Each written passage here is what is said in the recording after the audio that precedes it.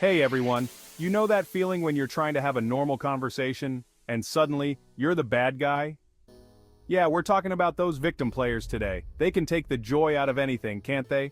We've all been there, and it's not fun. So in this video, I'm sharing my 7 golden rules for dealing with those who love to play the victim. Trust me, these tips will save you a lot of frustration and maybe even a friendship or two. Get ready to take notes because we're about to dive deep and figure out how to handle these tricky situations with grace and most importantly, keep our sanity intact. Let's do this. Alright, first things first, we've got to identify the behavior.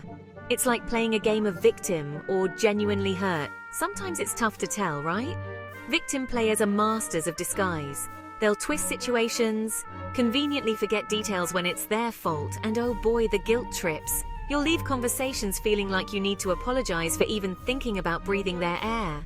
They're experts at dodging responsibility. Ever notice how it's always someone else's fault? The universe seems to be conspiring against them, but never because of anything they did. And get ready for the emotional roller coaster. One minute they're down in the dumps, the next they're using their pain to manipulate a situation. It's exhausting and honestly, a little bit heartbreaking. But here's the thing. Recognizing these patterns is the first step to breaking free from their cycle. Knowledge is power, people. Once you see it, you can't unsee it. And trust me, once you start recognizing the signs, you'll be amazed at how often it pops up. It's like a secret code you've unlocked and suddenly you're seeing the world in a whole new light. So stay tuned because in the next chapter, we'll talk about setting those all-important boundaries. Don't go anywhere. Okay, let's talk boundaries. Setting boundaries is like building a fence around your emotional well-being. It's telling the world, this is okay, but this, not so much. Think of it like this. You wouldn't let someone walk into your house and eat all your snacks without asking, right? So why let someone feast on your emotional energy? With victim players, you've got to be firm. Let them know that you're not going to tolerate being manipulated or guilt-tripped. It's not about being mean, it's about protecting your own peace of mind. Now, setting boundaries can be tough, especially if you're a people pleaser like me.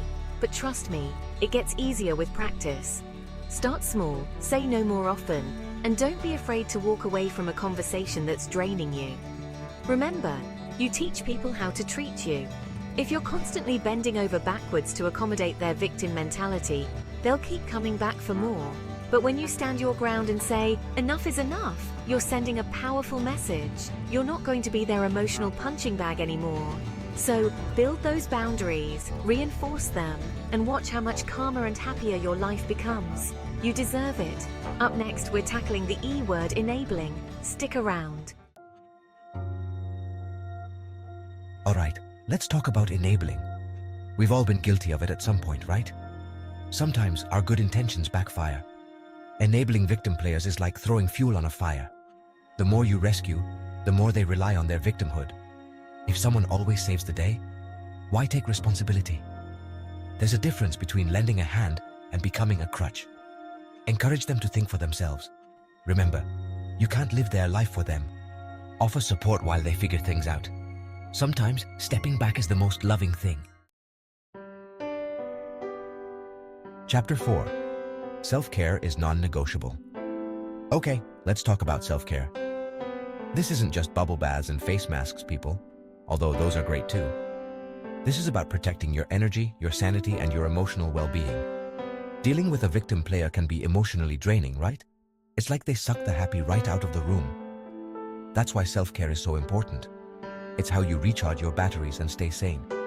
Find what brings you joy and make time for it, even if it's just for a few minutes each day. Read a book, go for a walk, listen to music, meditate, whatever fills your cup. And don't feel guilty about it. You deserve to be happy and at peace. You can't pour from an empty cup, right? So, take care of yourself first and foremost. Remember, setting boundaries and saying no is a form of self-care too.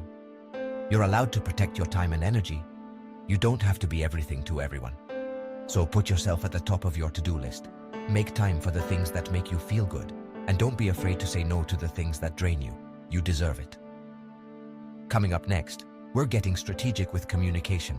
Stay tuned. Communicating with a victim player can feel like navigating a minefield, right? Stay calm. Victim players love to push buttons. Take a deep breath, stay grounded, and respond, not react. Use I statements. Instead of saying, "You always do this," try, "I feel hurt when this happens." Don't engage in the blame game. Stick to the facts, state your truth, and refuse to get sucked into their drama. Choose your words carefully, stay calm, and don't be afraid to walk away. Dealing with a victim player can be isolating. It's easy to start doubting yourself. Spoiler alert, you're not the problem. That's why having a support system is crucial. Talk to someone you trust. Sharing your experience can help you feel less alone. Remember, you don't have to go through this alone. There are people who care about you. Don't be afraid to reach out. Build your support network and remember you're not alone. Sometimes walking away is the healthiest choice you can make. It's not easy, but you can't force someone to change. Control your own behavior and set boundaries. If someone's draining you, it might be time to create distance. It doesn't have to be dramatic. Gradually set firmer boundaries and prioritize your needs. Walking away isn't selfish, it's self-preservation. You deserve relationships that lift you up. Trust your gut and don't be afraid to walk away. Well, that was a lot, wasn't it? Dealing with victim players is no walk in the park. But remember, you are strong, you are capable, and you deserve to be treated with respect. Don't let anyone dim your shine. Keep setting those boundaries, prioritize your well-being, and remember that you are not alone. And hey, if all else fails, just dance it out. Because life's too short to waste on people who bring you down. Thanks for watching.